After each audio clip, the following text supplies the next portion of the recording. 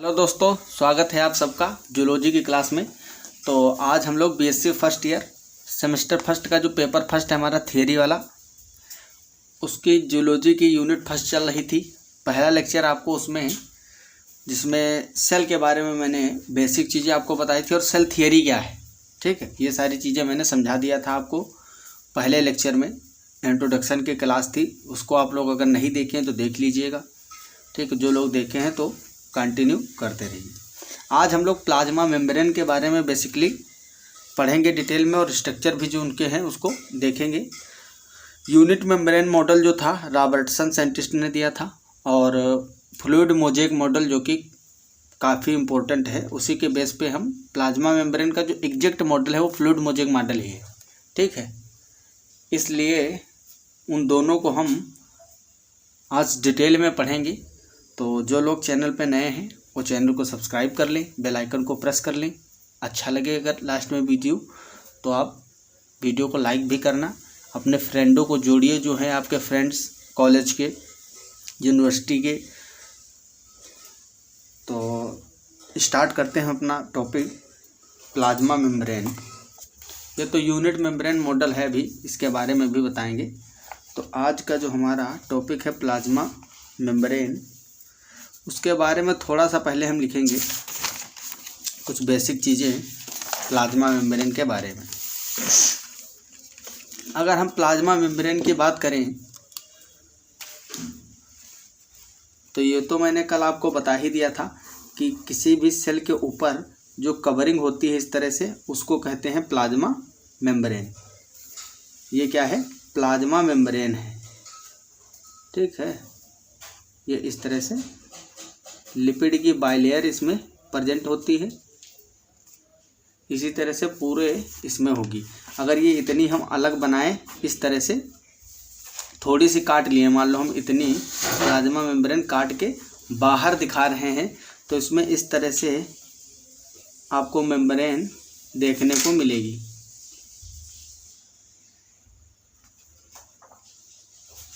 ये जो छोटे छोटे अणु में बना रहा हूँ इसमें मॉलिक्यूल, ये लिपिड के मॉलिक्यूल होते हैं। किसके मॉलिक्यूल होते हैं? लिपिड के। ये लिपिड के मॉलिक्यूल हैं। इसके बीच में प्रोटीन धसे हुए होते हैं, इस पे इंटीग्रल प्रोटीन भी कुछ लगे होते हैं, और इनसे जुड़े हुए साइडों में कार्बोहाइड्रेट जुड़े होते हैं, उनका भी कुछ ना कुछ काम होता है। तो पहले हम प्लाज्मा मेम्ब्रेन की कुछ बेसिक चीज़ों के बारे में बात करेंगे। लगभग वर्ष 1950 के समय लिखेंगे, वर्ष 1950 के समय जब इलेक्ट्रॉन सूक्ष्मदर्शी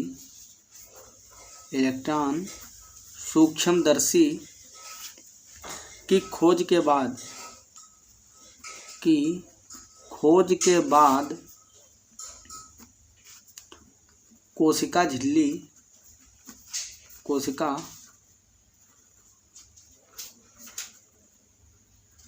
झिल्ली की विस्तृत संरचना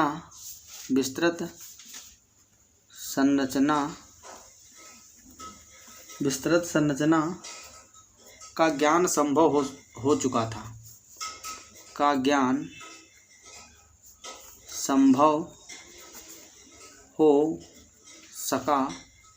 देखो जो सेल थियरी थी, तो अगर स्लाइडेन की बात करें तो स्लाइडेन ने सन 1838 में दिया, और जो स्वान थे उन्होंने 1839 में दिया अपना, स्लाइडेन और स्वान। इसके बाद में रुडोल्फ विर्चो ने अपना मॉडिफाइड सेल थियरी दिया था, वो 1855 में दिया था। ये सारे काम 19वीं शताब्दी में चल रहे थे। उसके बाद में जब 20th सेंचुरी लगी है, तो सन 1950 के अप्रोक्स इलेक्ट्रॉन सूक्ष्मदर्शी का आविष्कार हो चुका था, इन्वेंशन हो चुका था। तब कोशिका झिल्ली जो है सेल मेम्ब्रेन या प्लाज्मा लेमा, सेल लेमा, उसकी डिटेल स्ट्रक्चर ज्ञात करना पॉसिबल हो चुका था। इसी समय हम लोगों की जो आरबीसी होती है, ठीक है, तो आरबीसी की ह्यूमन आरबीसी की कोशिका झिल्ली, कोशिका झिल्ली जो आरबीसी होती है हमारी लाल रुधिर कणिका, रेड ब्लड सेल्स, उसकी सेल वॉल, सेल मेम्ब्रेन मतलब कोशिका झिल्ली के रासायनिक अध्ययन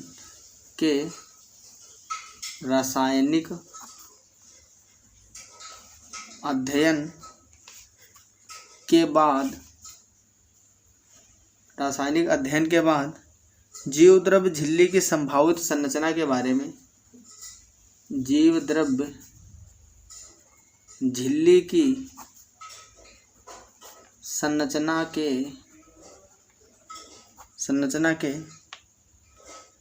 बारे में जानकारी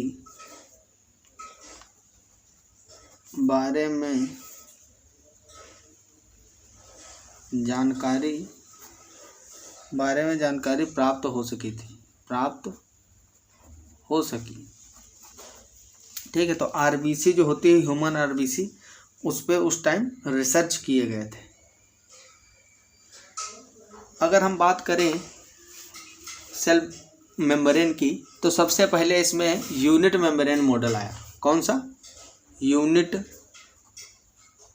मेम्ब्रेन मॉडल। ठीक है, जिसको हम एकक कला सिद्धांत बोलते हैं। एकक कला सिद्धांत, एकक झिल्ली का सिद्धांत बोले या एकक कला सिद्धांत। कला मतलब मेम्ब्रेन मीन्स कला भी होता है, झिल्ली का भी होता है। एकक कला सिद्धांत ये रॉबर्टसन ने दिया था। किसने दिया था? रॉबर्टसन। ठीक है, तो इसके बारे में थोड़ा सा हम पढ़ते हैं। अगर हम बात करें प्लांटों की, in plant cell, in animal cell, animal मतलब प्लांटों को छोड़ के जितने भी जंतु हैं, cell, it is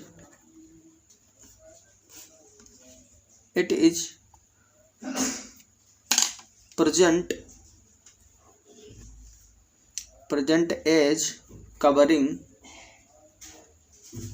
membrane will in plant cell it is present inside cell wall. It is present inside cell wall. ठीक है, तो मतलब ये है, हमने कल भी बताया था, ये मान लो दो सेल्स हैं, ये है प्लांट सेल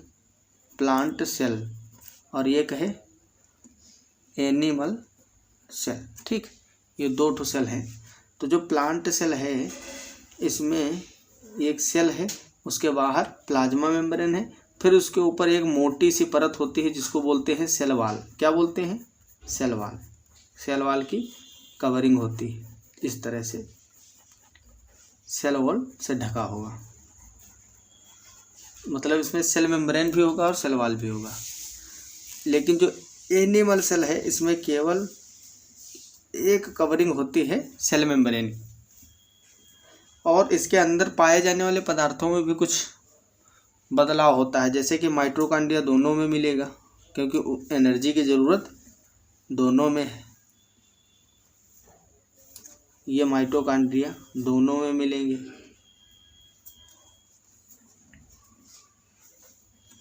राइबोसोम की बात करें तो ये भी दोनों में मिलेंगे, राइबोसोम।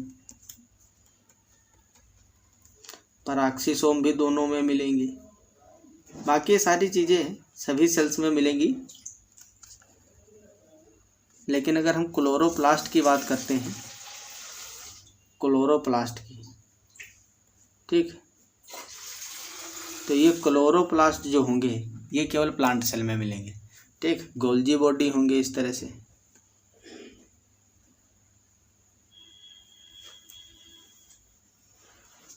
गोल्जी काय, ठीक है।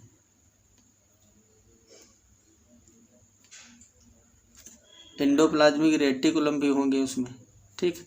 अंतःप्रदिव्य जालिका इसमें भी होंगी।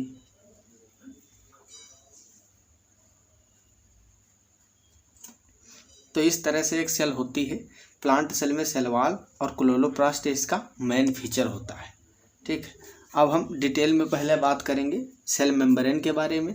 सेल मेम्ब्रेन से जुड़े हुए जो फंक्शन होते हैं, मतलब कि किस तरह से मॉलिक्यूल बाहर का जो फ्लूइड है इंट्रास्टिशियल फ्लूइड, उससे किस तरह से आवागमन करते हैं मॉलिक्यूल, या दो सेल के बीच में किस तरह से आवागमन होता है प्लाज्मोडेस्माटा के थ्रू। ये सारी चीज़ें जो है पहली यूनिट में बस मेम्ब्रेन से होने वाले जो कार्य होते हैं, बहुत सारे कार्य हैं। एंडोसाइटोसिस, एक्सोसाइटोसिस भी होता है इनसे, और ट्रांसमिशन वगैरह सारी चीज़ें हमको पढ़ना है फर्स्ट यूनिट में। बाकी जो इसके सेल ऑर्गेनल हैं, ribosome, peroxisome, Golgi body, mitochondria, chloroplast, ये सारी हमको चीज़ें पढ़ना है सेकंड यूनिट में, ठीक। तो पहली यूनिट में प्लाज्मा मेम्ब्रेन पढ़ना है। तो प्लाज्मा मेम्ब्रेन का पहले हम यूनिट मेम्ब्रेन मॉडल स्टार्ट करेंगे। तो उसको थोड़ा सा पहले हम यहाँ से पढ़ते हैं।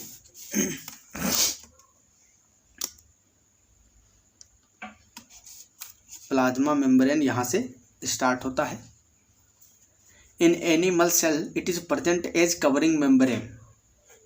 जो जंतुओं की कोशिका है उसमें सिर्फ यही एक आवरणीय परत होती है बाहर। While in plant cell it is present inside cell wall. मतलब प्लांट सेल जो पादप कोशिका है उसमें यह कोशिका भित्ति के अंदर की ओर उपस्थित होता है। अगर इसकी थिकनेस की बात करें, मतलब मोटाई इसकी कितनी होती है, तो thickness of plasma membrane is about 75 angstrom. ये MCQ टाइप में बहुत ज़्यादा क्वेश्चन पूछा जाता है, पिछली बार भी पूछा गया था, ठीक है। तो ये वही 70 से 80 करके आता है।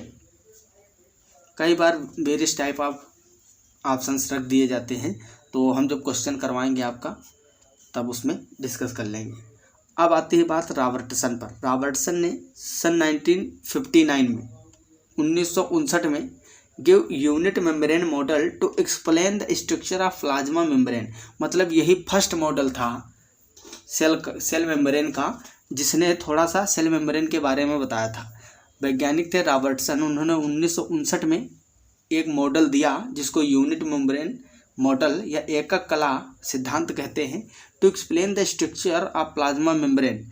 अकॉर्डिंग टू दिस मॉडल, अगर इनके अनुसार देखा जाए तो इन्होंने बताया था कि जो प्लाज्मा मेम्ब्रेन होती है वो 3 परतों से मिलकर बनी होती है।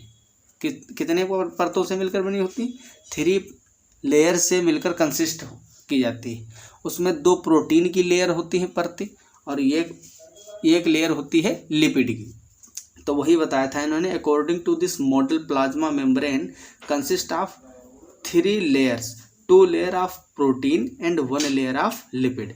मतलब जीव द्रव्य कला की मोटाई लगभग 75 एंगस्ट्रॉम होती है।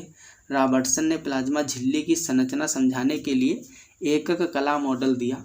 इस मॉडल के अनुसार प्लाज्मा झिल्ली कला 3 परतों से बनी होती है, 2 परतें प्रोटीन की होती हैं और 1 परत लिपिड की होती है।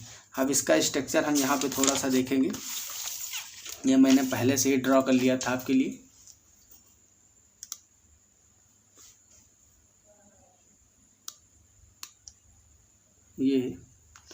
ये देखिए, ये जो स्ट्रक्चर बना हुआ है प्लाज्मा मेम्ब्रेन का, इसमें ये दोनों है प्रोटीन की लेयर,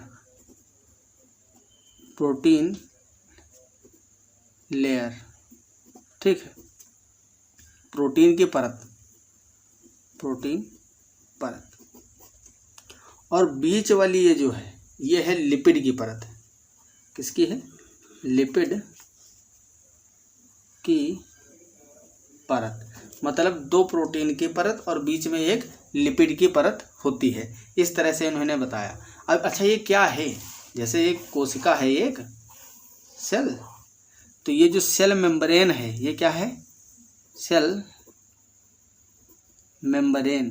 तो इसी को काट के देखा गया है। ये इतनी दूर मान लो काटा हुआ रखा हुआ है, इसको थोड़ा स्ट्रक्चर इसका ब्रॉड देखा गया है माइक्रोस्कोप से कि ये जो बनी है बाउंड्री, ये सेल मेम्ब्रेन किस चीज़ से मिलकर बनी है।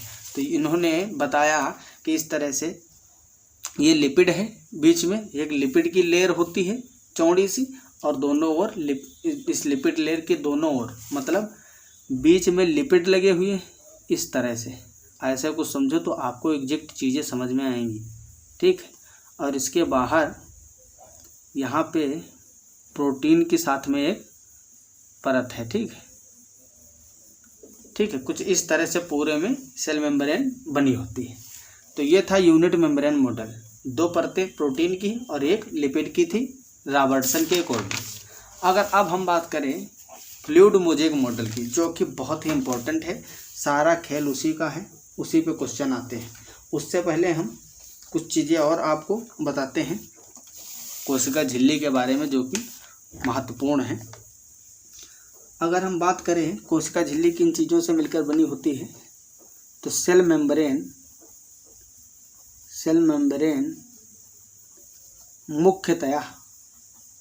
मुख्यतया लिपिड व प्रोटीन की बनी होती है, प्रोटीन की बनी होती है। अब लिपिड भी कई टाइप के होते हैं। लिपिड का क्लासिफिकेशन आप पढ़ोगे सेकंड सेमेस्टर में तो आपको पता चलेगा।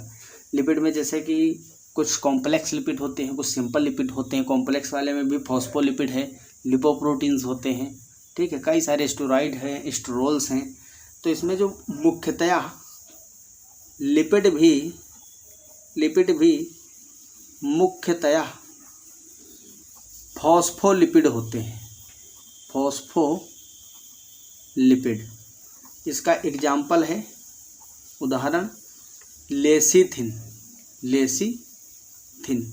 मतलब समझ में आया। सेल मेम्ब्रेन जो है मुख्यतः 2 चीज़ों से मिलकर बनी है। सेल मेम्ब्रेन मतलब किन चीज़ों से मिलकर बनी है, लिपिड और प्रोटीन। इसमें जो लिपिड होता है वो किस टाइप के होते हैं, फॉस्फोलिपिड, और उसका एग्जाम्पल है लेसीथिन, ठीक। तो लेसीथिन लिपिड इसमें मिलेगा, फॉस्फोलिपिड। इस प्लाज्मा मेम्ब्रेन में जो भी इस तरह से बनाए थे ना, ये लिपिड की लेयर बनाए थे ऐसे, और बाहर इस तरह से प्रोटीन दिखाए थे, प्रोटीन की लेयर। तो 2 ही चीज़ों से मिलकर बना है। लेकिन आगे जो फ्लूइड मोज़ेक मॉडल आप पढ़ोगे तो उसमें केवल बीच वाली ये लेयर रह जाएगी एक, ठीक है, 2 लेयर। रॉबर्टसन ने इन 2 लाइनों को कंबाइंडली एक लाइन बोला लिपिड की, और प्रोटीन की इन दोनों को अलग अलग बोला। तो 2 प्रोटीन की, 1 लिपिड की बोला लेयर, 3 बताया। लेकिन फ्लूइड मोज़ेक में देखोगे आप कि प्रोटीन की कोई होती ही नहीं है परतें, सिर्फ लिपिड की होंगी, और एक लिपिड ये बोली जाएगी, एक ये, मतलब लिपिड की सिर्फ 2 लेयर बताई जाएंगी उसमें, ठीक है, वही सही है। तो अगर हम बात करें तो ये 2 चीज़ों से मिलकर बनी होती है फॉस्फोलिपिड, जो कि कैसा होता है, फॉस्फोलिपिड जिसमें होता भी है वो भी लेसीथिन होता है मुख्यतः। अध्ययन के बाद में पता चला कि जिसमें फॉस्फोलिपिड होते हैं वो 2 सतहों में व्यवस्थित होते हैं। फॉस्फोलिपिड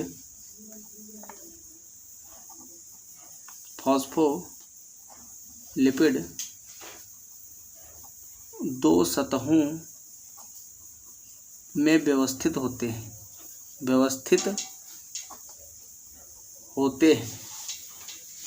2 सतहों में व्यवस्थित होते हैं। लिपिड झिल्ली के अंदर व्यवस्थित होते हैं, जिनका ध्रुवीय सिरा बाहर की ओर होता है, ठीक। लिपिड मेम्ब्रेन के अंदर व्यवस्थित होते हैं, जिनका ध्रुवीय सिरा मतलब पोलर एंड जो होता है उनका, पोलर एंड कौन सा, ये देखो, ये है इसका ध्रुवीय सिरा, ठीक। ये यहाँ पे मैंने थोड़ा सा बता दिया। ये जो इस तरह से मॉलिक्यूल है लिपिड के बने हुए हैं, तो ये मॉलिक्यूल जो है ये ध्रुवीय सिरा है पोलर एंड, और ये नीचे जो बना है ये टेल जो इसकी पूंछें लगी हुई हैं ये कैसी होती हैं, ये होती हैं नॉन पोलर अध्रुवीय होती है। और ऊपर वाला जो ये इसका जो सिर है ये कैसा होता है, हेड होता है इसका पोलर। ठीक, पोलर एंड जो होता है ध्रुवीय सिरा ये झिल्ली में बाहर की ओर उपस्थित होता है। किधर को, बाहर की ओर। जैसे कि ये है सेल मेम्ब्रेन, तो इसमें ये बाहर की ओर और ध्रुवीय सिरा बाहर की ओर, पुच्छ इसके अंदर की ओर। इसी तरह देखो पुच्छ अंदर की ओर होगी हमेशा, पुच्छ दोनों की अंदर की ओर होगी और सिरा जो पोलर एंड है वो बाहर की ओर प्रेजेंट होगा। ये क्यों होता है, ये सारी चीज़ें भी मैं आपको बताऊंगा। ठीक है, ये सारी चीज़ें आपको बताऊंगा। जैसे कि आप तेल डालते हो वाटर में, पानी में जब आप तेल की बूंद डालते हो तो तुरंत वो इकट्ठा हो जाती है एक पास, इधर उधर छितराता नहीं है। क्यों इकट्ठा हो जाती है, उसका कारण भी यही है, या उसका कारण ये मान लो या इसका कारण वो मान लो, लेकिन इसमें मैकेनिज्म क्या फॉलो होती है ये मैं आपको जब समझाऊंगा तब आपको पता चलेगा कि इसमें जो इनकी पूंछें एक और क्यों हैं और सिरे इधर उधर क्यों हैं। किस तरह से वाटर में जब जल में तेल की बूंदें डालते हैं तो एक पास इकट्ठा हो जाती हैं बूंदें, ये सब हम समझेंगे। तो जो लिपिड झिल्ली के अंदर व्यवस्थित होते हैं जिनका ध्रुवीय सिरा बाहर की ओर, ध्रुवीय सिरा बाहर की ओर होता है, तथा जो जल भीरू सिरा है, जल भीरू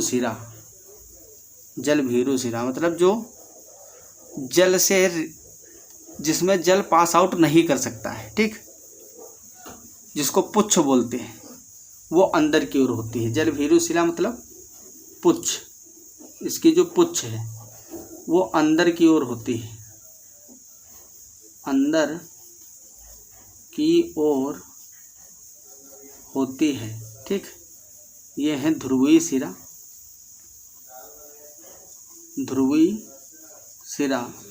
और ये है जल भीरू या जल विरागी कह सकते हो, जल विरागी पुच्छ सिरा। ठीक, हाइड्रोफोबिक भी इसको बोलते हैं, हाइड्रोफोबिक, और इसको बोलते हैं हाइड्रोफिलिक।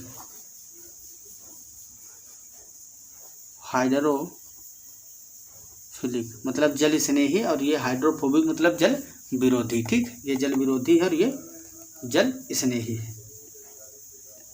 अब अगर हम बातें आगे करें तो इससे क्या होता है, जो संतृप्त हाइड्रोकार्बन की बनी हुई अध्रुवीय पुच्छ है, इसकी जो पुच्छ होती है ये संतृप्त हाइड्रोकार्बन से बनी होती है।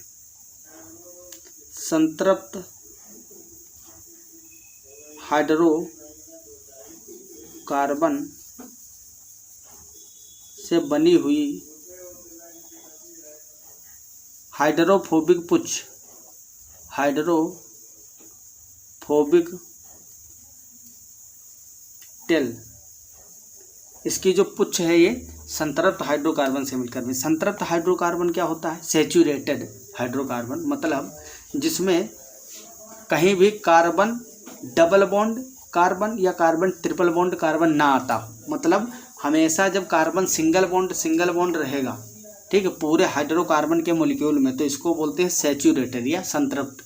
ये दोनों असंतृप्त होते हैं। ठीक, तो आपको पता चल गया होगा संतृप्त हाइड्रोकार्बन का मतलब कार्बन सिंगल बॉन्ड ही केवल उसमें प्रेजेंट होंगे। तो कार्बन संतृप्त हाइड्रोकार्बन से बनी हुई हाइड्रोफोबिक टेल जो इसकी पुच्छ होती है, अध्रुवीय पुच्छ, जलीय वातावरण से सुरक्षित रहती है। जलीय वातावरण से सुरक्षित रहती है। ठीक है, क्योंकि ये जल विरोधी सिरा है तो इसको अंदर की ओर कर लिया जाता है ताकि इसकी रिएक्शन ना हो वाटर से, इसीलिए ये अंदर की ओर होते हैं। और इसके जो हेड हैं, ये सिर हैं पोलर एंड जो कि ध्रुवीय होते हैं, ठीक है, हाइड्रोफिलिक होते हैं, जल स्नेही होते हैं, वो बाहर की ओर होते हैं, जो कि जल से संपर्क में आ भी सकते हैं। इसके अतिरिक्त अगर हम बात करें तो फास्फोलिपिड झिल्ली में कोलेस्ट्रॉल भी होता है कुछ, ठीक। फास्फोलिपिड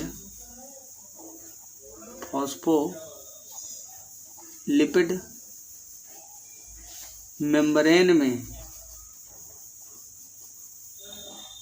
कोलेस्टेरॉल भी प्रेजेंट होता है। अगर इसका आपको बहुत ही अच्छा डिटेल स्ट्रक्चर देखना है तो आप सर्च करिए plasma membrane BSc world Amar Singh, YouTube पे सर्च करिए plasma membrane BSc world Amar Singh, ठीक है। आपको लेक्चर मिल जाएगा, उसमें मैंने प्लाज्मा मेम्ब्रेन का डिटेल में स्ट्रक्चर आपको बताया हुआ है, ठीक। तो जो फास्फोलिपिड होता है इसमें बीच बीच में कोलेस्ट्रॉल भी होते हैं और कुछ कार्बोहाइड्रेट भी प्रेजेंट होते हैं। तो अब हम डायग्राम उसका देखेंगे, फिर देखेंगे उसमें क्या क्या चीज़ें होती हैं। अब देखो, जो मैंने बताया अभी सेल मेम्ब्रेन, इसमें फास्फोलिपिड होता है, प्रोटीन होता है। क्या होता है? प्रोटीन। कुछ मात्रा में इसमें कोलेस्ट्रॉल भी होता है,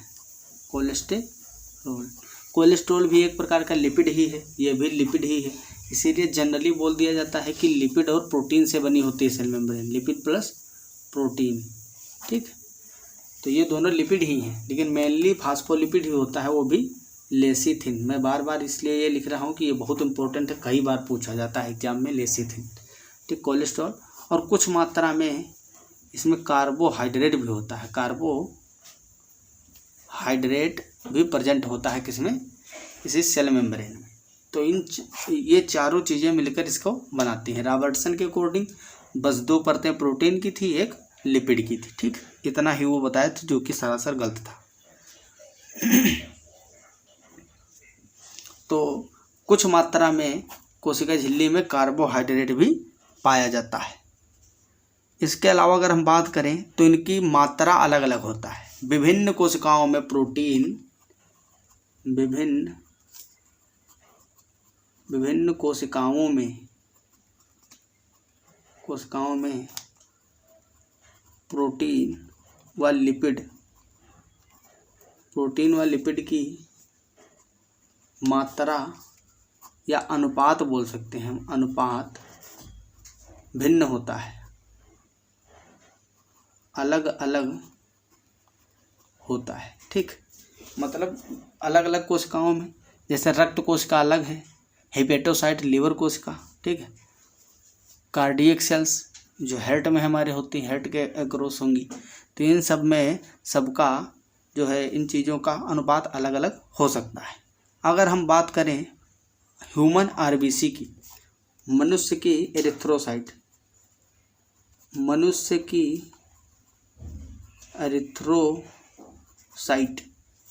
एरिथ्रोसाइट मतलब आरबीसी की झिल्ली में लगभग 52% प्रोटीन, 52% प्रोटीन और 40% लिपिड होता है, 40% लिपिड पाया जाता है। इसके अलावा कुछ इसमें क्या होगा? स्टेरोल होगा, प्लस इसमें कार्बोहाइड्रेट होगा, ठीक। मतलब 52% प्रोटीन, 40% लिपिड, तो कितना हो गया? 92% हो गया। बचा जो 8%, उसमें कुछ स्टेरोल होगा और कार्बोहाइड्रेट होगा। बाकी भी थोड़ी थोड़ी चीज़ें होती हैं छोटी छोटी, लेकिन मेन जो कंस्टिट्यूएंट हैं इसके एरिथ्रोसाइट्स आरबीसी की सेल मेम्ब्रेन के, वो प्रोटीन और लिपिड हैं। तो इसका जो परसेंटेज है, अनुपात है, ये वेरी कर सकता है अलग अलग टाइप की सेल में, ठीक। झिल्ली में पाया जाने वाले जो प्रोटीन हैं को अलग करने की सुविधा के आधार पर 2 अंगभूत व परिधीय प्रोटीनों में बांटा गया। सेल मेम्ब्रेन सेल मेम्ब्रेन में पाए जाने वाले प्रोटीन को दो अलग अलग भागों में बांटा गया है। ठीक, कुछ इंटीग्रल प्रोटीन होते हैं, कुछ एम्बेडेड प्रोटीन अंदर धसे हुए होते हैं। ठीक, दो प्रकार के होंगे प्रोटीन, एक होंगे अंगभूत प्रोटीन और कुछ होंगे परिधीय। ठीक, पेरीफेरल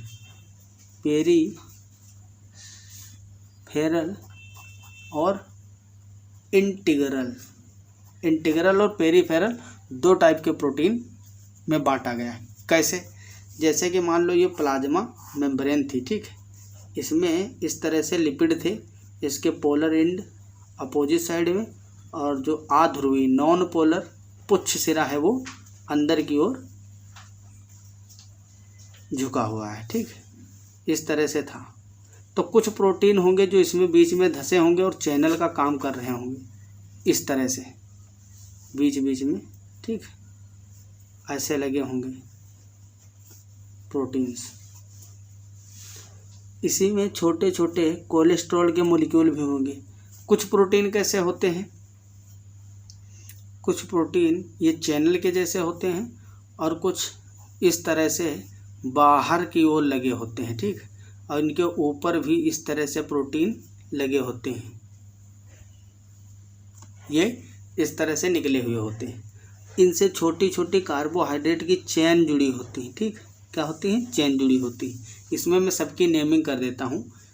ये पूरा क्या है हमारा? Cell membrane. ये हमारे हैं पेरीफेरल प्रोटीन। क्या है? Peripheral protein. ये है कार्बोहाइड्रेट।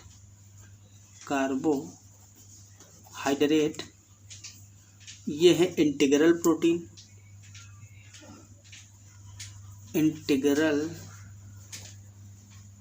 प्रोटीन। बीच में जो छोटे छोटे मॉलिक्यूल हैं ये क्या है? ये है कोलेस्ट्रॉल। और बाकी तो आप जानते हैं ये पोलर एंड जिसको हाइड्रोफिलिक भी बोलते हैं। और ये जो है पुच्छ इसकी, ये क्या है? Non polar and. ठीक, तो ये पूरा इसका स्ट्रक्चर हो गया कोशिका झिल्ली का। तो अगर हम सिंगर और निकोल्सन के फ्लूइड मोज़ेक मॉडल की बात करें, फ्लूइड मोज़ेक मॉडल इसको किसने दिया था? सिंगर एंड निकोल्सन ने। ठीक, सन 1972 में सिंगर और निकोल्सन ने प्रतिपादित किया, इसको दिया। इन्होंने बताया अकॉर्डिंग टू दिस मॉडल। अब थोड़ा सा हम आपको ले चलेंगे बुक की ओर। ठीक, उसमें भी अच्छा तरीके से समझाया गया है।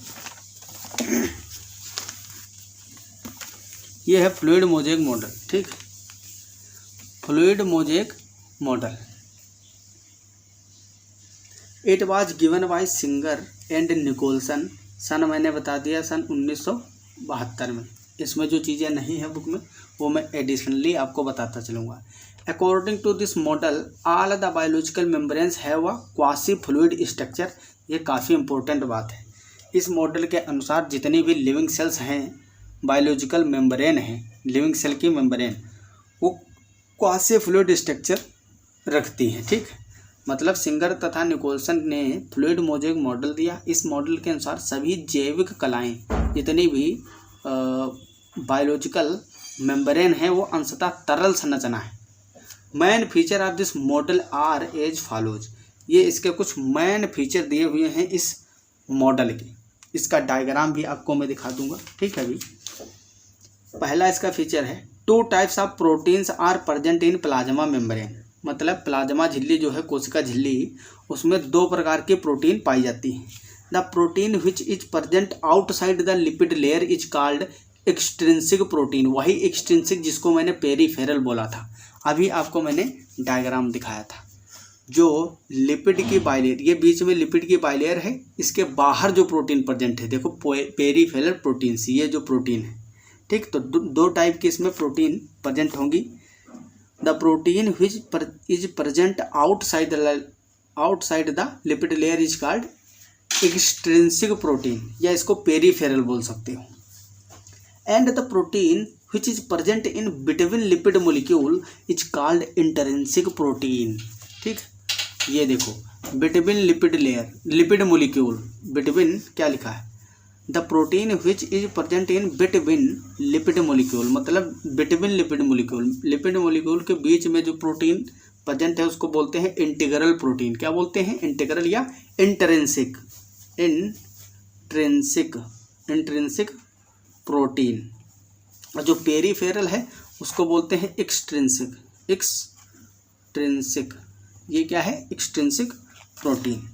इसके अलावा लिपिड के बारे में बात करें तो lipid of plasma membrane is amphipathic in nature. ये पिछली बार पूछा गया था कि लिपिड में जो प्लाज्मा मेम्ब्रेन का लिपिड होता है वो किस नेचर का होता है, एम्फीफिलिक, एम्फीपैथिक, हाइड्रोफिलिक या हाइड्रोफोबिक, इस तरह से पूछा गया था। तो उसमें एम्फीपैथिक सही था। ये बहुत क्वेश्चन आता है। It means that these molecules have dual property. Amphipathic का मतलब होता है कि इसमें हाइड्रोफिलिक और हाइड्रोफोबिक दोनों गुण हों। जैसे कि यहाँ पे देखो मैंने बताया था, जो नॉन पोलर एंड है ये हाइड्रोफोबिक है और जो पोलर एंड है ये हाइड्रोफिलिक है। तो हाइड्रोफोबिक हाइड्रोफिलिक जब दोनों चीज़ें इसमें हैं लिपिड के मोलिक्यूल में, दोनों नेचर है, इसलिए इसको एम्फीपैथिक बोलते हैं, ठीक। एम्फीपैथिक का मतलब ही यही होता है, dual property. Amphipathic is nature, it means that these molecules have dual property. Their polar end और hydrophilic while non polar end are hydrophobic. जो नॉन पोलर एंड है वो हाइड्रोफोबिक है, जो पुच्छ होती है उसकी टेल, और जो एंड है इसका सिर है, हेड, वो हाइड्रोफिलिक होता है और पोलर होता है, ध्रुवीय होता है। ये सारी चीज़ें मैंने पहले ही आपको बता दिया है। लिपिड के अणुओं की प्रकृति एम्फीफिटिक होती है, मतलब एम्फीपैथिक, अर्थात ये दोहरी प्रकृति के होते हैं। इनका पोलर सिरा जलराकी और नॉन पोलर सिरा जो है वो जल विरागी होता है। जो पुच्छ होती है अंदर की ओर इसीलिए होती है कि जल से सुरक्षा अपनी कर सके। अगला पॉइंट इसमें, the fluidity of plasma membrane is due to the fluidity of lipid. मतलब प्लाज्मा झिल्ली की जो तरलता है वो लिपिड की तरलता के कारण होती है। ये जो लिपिड होता है ये एक दूसरे के ऊपर मूव कर सकता है, ठीक। ये जो है ऐसे ऐसे टेढ़ा मेढ़ा हो सकता है कि ये वाली परत आगे खिसक जाए पीछे, तो इसमें थोड़ी सी तरलता आ जाएगी ना पानी जैसे, तो इसमें जो तरलता होती है वो लिपिड के कारण होती है। Active sites of enzymes and antigenic glycoproteins are present on the outer surface of membrane. मतलब ये जो मेम्ब्रेन है ना, ये मेम्ब्रेन, इसके बाहर जैसे मैंने बताया कार्बोहाइड्रेट प्रेजेंट है, इसी तरह से और कुछ अभी मैंने बताया था कि यहाँ पे 52% प्रोटीन, 40% लिपिड, कुछ कोलेस्टेरॉल, कुछ कार्बोहाइड्रेट और भी कुछ चीज़ें होती है, ऐसे बताया था ना। तो और भी कुछ चीज़ों का मतलब यही है। देखो यहाँ लिखा है एक्टिव साइट्स ऑफ एंजाइम, जो एंजाइम की एक्टिव साइट है आप के अंदर, जैसे कि बॉडी के अंदर जो एंजाइम्स काम करते हैं तो कैसे काम करते हैं। इस प्लाज्मा मेम्ब्रेन पे बहुत सारी साइट्स होती है। मान लो ये कोई एंजाइम की साइट थी, तो ये एंजाइम का मॉलिक्यूल आएगा यहाँ पे, जब बाइंड करेगा तब ये एक्टिव होगा, ठीक है। इसके रिसेप्टर होते हैं, तो वो भी जितने भी ग्राही हैं रिसेप्टर हैं वो सब सेल मेम्ब्रेन पे ही होते हैं। पहले जो पहली यूनिट है हमारी उसमें सारी चीज़ें हमको डिस्कस करना है, रिसेप्टर वगैरह। तो active sites of enzymes and antigenic glycoproteins are present on the outer surface of the membrane. Enzyme की सक्रिय स्थिति तथा एंटीजेनिक ग्लाइकोप्रोटीन्स प्लाज्मा झिल्ली के बाहर की सतह पर होते हैं। Due to quasi fluid structure protein macromolecules are able to diffuse through plasma membrane. मतलब अंशतः तरल संरचना के कारण प्लाज्मा झिल्ली से बृहद अणु गुजर सकते हैं। ये इसका फ़ायदा है। जैसे कि ये कैसे होते हैं, थोड़ा तरल होते हैं, इसलिए इसके अंदर से निकल सकते हैं, बड़े बड़े मॉलिक्यूल भी निकल सकते हैं। अगर हम बात करें इसकी जो तरलीय प्रकृति है उसके फ़ायदे क्या हैं, ठीक, आपको मैं पहले इसका थोड़ा सा डायग्राम दिखा दूं, बहुत ही अच्छा लगेगा आपको। ये इसका डायग्राम है। ये देखो, ये जो ऊपर हैं ये इसके हेड हैं, ये ऊपर जो आपको गोल गोल दिख रहे हैं छोटे छोटे, ये हेड हैं, और अंदर की ओर इनकी पुच्छ हैं। इस तरह से अंदर की ओर इनकी अलग अलग कलर की बनाई गई पुच्छ हैं, ठीक, आपको दिख रहा होगा थोड़ा सा अच्छे से। ये बीच में देखो इंटीग्रल प्रोटीन या इंट्रिंसिक प्रोटीन धसी हुई है, चैनल जिनको मैं बोल रहा था। इनके ऊपर देखो ये क्या लगे हुए हैं, कार्बोहाइड्रेट। ये जो है ये परिधीय प्रोटीन है, मतलब एक्सट्रिंसिक प्रोटीन है। इस पे भी कार्बोहाइड्रेट लगे हुए हैं, शर्करा है लिखा कार्बोहाइड्रेट। तो इस तरह से कुछ इसका स्ट्रक्चर होता है प्लाज्मा मेम्ब्रेन का। एक सेल की जो मेम्ब्रेन होती है, ये इंड है, पोलर इंड, और बीच में ये क्या है, ये है नॉन पोलर मतलब हाइड्रोफिलिक टेल। और ये देखो बीच बीच में मॉलिक्यूल किसके हैं, कोलेस्ट्रॉल के मॉलिक्यूल भी प्रेजेंट है इस तरह से। तो ये फ्लूइड मोज़ेक मॉडल है, ठीक है, सिंगल निकोल्सन का। ये सारा जितना भी PDF नोट्स है मैं टेलीग्राम पे सेंड कर दूंगा, आप लोग डिस्क्रिप्शन बॉक्स में लिंक पा जाएंगे, वहाँ से ज्वाइन कर लीजिए। व्हाट्सएप ग्रुप भी है मेरा, तो उसको भी आप ज्वाइन कर सकते हो। अगर हम बात करें झिल्ली की तरलता के फायदे, झिल्ली की फ्लूइडिटी के फायदे क्या क्या है, तो इसके वजह से क्या होता है, ये झिल्ली फ्लूइडिटी जो इसकी होती है, ये प्रॉपर्टी है बहुत अच्छी। इससे कोशिका वृद्धि होती है, सेल ग्रोथ। अगर कोई चीज़ रिजिड है मतलब दृढ़ है तो उसमें उतनी अच्छी ग्रोथ नहीं होगी, और ये तुरंत ऐसे फैल जाती है, ठीक, फ्लूइडिटी के कारण। सेल ग्रोथ मतलब कोशिका वृद्धि हो जाती है। और इसके अलावा सेल डिवीज़न में भी फ़ायदा करता है। सेल डिवीज़न मतलब कोशिका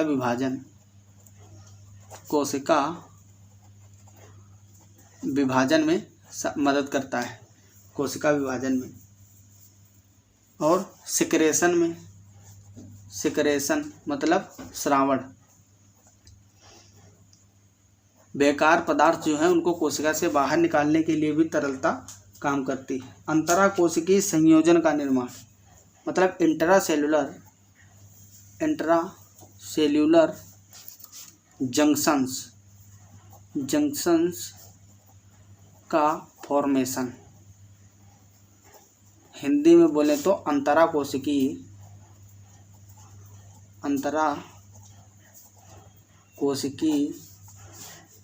संयोजन